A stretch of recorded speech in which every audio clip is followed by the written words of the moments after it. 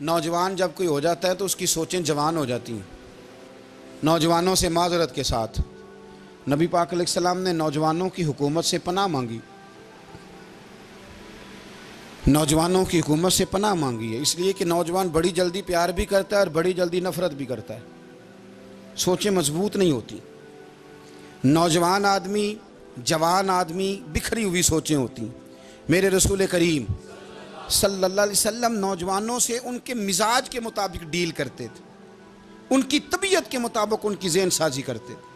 ہم نہ جوانوں کو وقت نہیں دیتے، ہم مطالبہ کرتے ہیں نوجوان سے کہ وہ ہے نوجوان باتیں بوڑھوں والی کرے. اگر جوانی میں بوڑھوں والی باتیں کرے تو پھر تو شیخ سعدی کہتے ہیں سارے بوڑھے چھوڑ کے اس نوجوان کے پاس بیٹھو، اس کے پاس فیض زیادہ ہے. اگر ایسا ہو جائے، کیونکہ در جوانی توبہ کردن شیوائے پیغمبری، یہ تو اچھی بات ہے. لیکن میرے عزیز اگر ایسا نہ ہو، ایسا ممکن نہ ہو، تو پھر نوجوان کو آپ اس کی طبیعت کے مطابق ڈیل کریں. آپ اس کی سوچ دیکھیں، اس کا رویہ دیکھیں، اس سے پیار کریں. نبی کریم علیہ السلام کے پاس ایک نوجوان داخل ہوا. اندر داخل ہوتے ہی اس نے فٹافٹ ایک بات کر دی.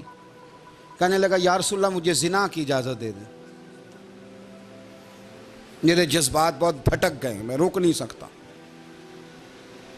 ہمارے ہاں ہمارے گھر میں کوئی فون کرے تو ہم غیرت مند بن جاتے ہیں. میری غیرت کو گوارا نہیں کہ کوئی میرے گھر میں فون کرے، اور اگر میں کسی کے گھر میں فون کروں تو پھر غیرت کدھر گئی؟ پھر بھی آپ غیرت مند نہیں صاحب، پھر بھی آپ غیرت مند نہیں. اگر آپ کسی کے گھر فون کرتے ہیں تو آپ غیرت مند نہیں، تو یاد رکھیں اگر آپ یہ حرکت کر رہے ہیں تو پھر آپ کو بھی تھوڑا احساس ہونا چاہیے نا. نبی کریم صلی اللہ تعالیٰ علیہ وسلم سے اس نے کہا مجھے زنا کی اجازت دیں دے. حضور فرمانے لگے آگے آ جاؤ. حضرت عمر کہتے ہیں مجھے بڑا غصہ تھا، میرا دل کر رہا تھا اٹھوں اور 2 تھپڑ ماروں اسے. طریقہ ہے بات کرنے کا. حضور نے بلایا، پاس بٹھایا، تھپکی دی. فرمایا ایک بات تو بتا، تیرے سوال کا جواب پھر دیتا ہوں. ایک بات تو بتا یا رسول اللہ صلی اللہ تعالی وسلم. ارشاد فرمائیے. حضور فرمانے لگے تو پسند کرتا ہے کہ تیری بہن کے ساتھ کوئی زنا کرے؟ پسند کرتا ہے تو کہ تیری بہن کے ساتھ کوئی زنا کرے؟ کہنے لگا حضور میں بات بھی سننا پسند نہیں کرتا. تیری بیٹی کے ساتھ؟ کہنے لگا حضور زبان اس کی کھینچ لوں گا جو یہ بات کرے گا. کہا تیری ماں، تیری پھوپھی، خالہ کا؟ حضور خبردار کسی بندے کو میں اجازت نہیں دوں گا.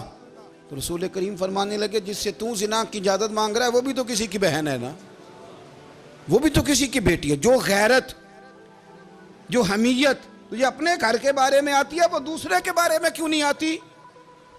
جب نبی کریم نے اس نوجوان کو اس کے مزاج کے مطابق سمجھایا تو اس کی آنکھوں میں آنسو آ گئے. عرض کرنے لگا یا رسول اللہ صلی اللہ تعالیٰ علیہ وسلم حضور زنا کی ارادہ تو ایک طرف، آج کے بعد میری زبان پر اس کا نام بھی نہیں آئے گا. آپ سامنے والے کی نفسیات کو دیکھیں، آپ اپنے موڈ میں نہ رہیں.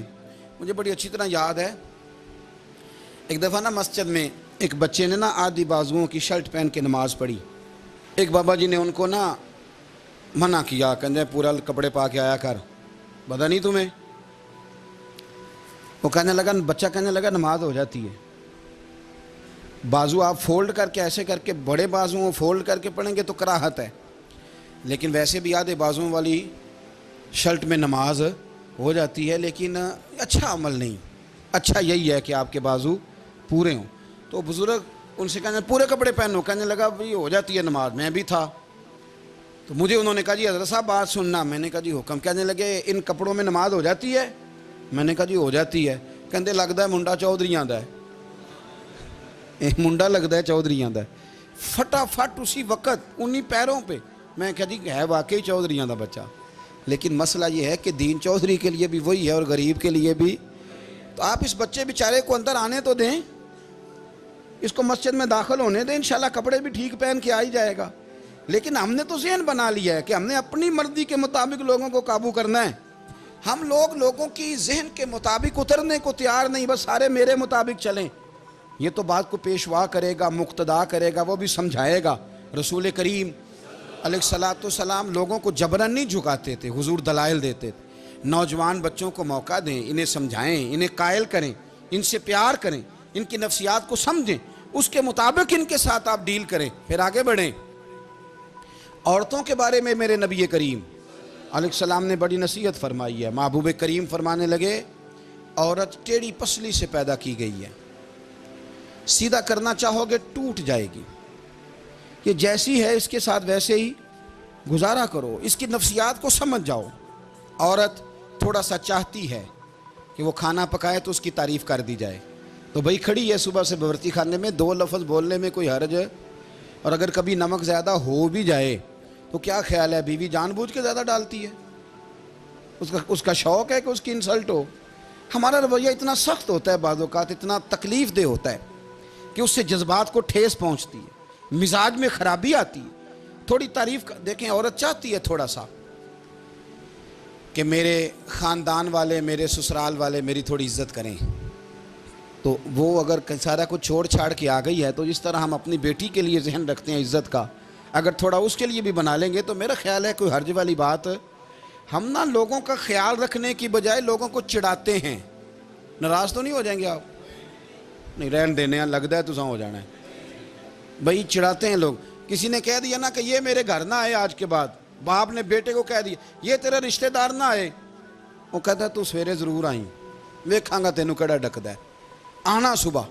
وہ کسی نے کہہ دیا نا اس گلی سے نہ گزرنا، کہنا میں ابھی گزروں گا، تو دیکھ لے جو تو نے کرنا ہے۔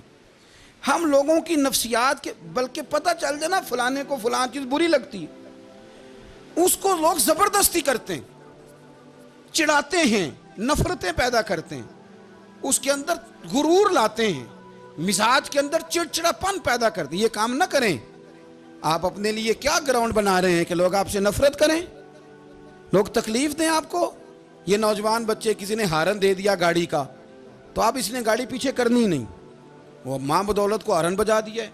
یہ مہذب قوموں کا یہ رویہ نہیں ہوتا۔ یہ تو وہ قومیں ہیں جو مطلب بڑی تنگ ہیں اپنے آپ سے، یہ بڑے آوازار لوگ ہیں۔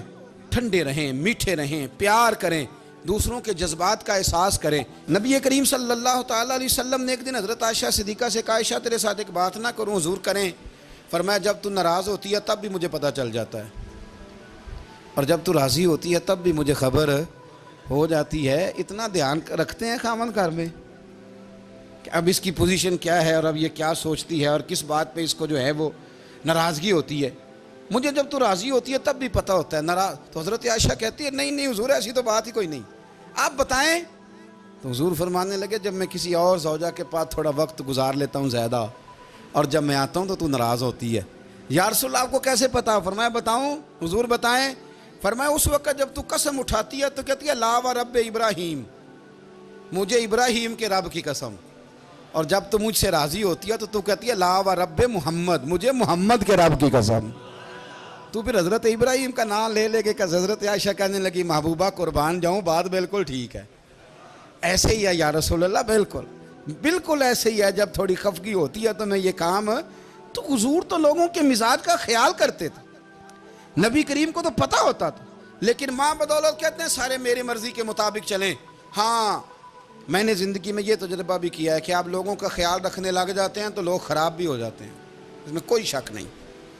وہ سمجھتے ہیں شاید میری ضرورت بڑی ہے، نہ یہ بات نہیں بھائی، بات کچھ اور ہے۔ حضور رحمت اللہ للعالمین ہے نا، تو کافر ہے یا منافق ہے، حضور کی تو ڈیوٹی ہے پیار کرنا، لیکن کافر کو تو چاہیے نا کلمہ پڑھے، منافق کو تو چاہیے نا مومن بنے۔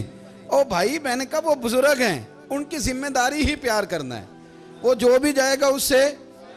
لیکن تو بتا تو نے پیار میں سے سیکھا کیا ہے، لیا کیا ہے، تیرے اوپر اثر کیا ہے؟ پیار کرنا، شفقت کرنا اور ہے، یہ جملہ میرا یاد رکھنا، پیار کرنا کسی سے اور ہے اور اس سے راضی رہنا یہ بات اور ہے۔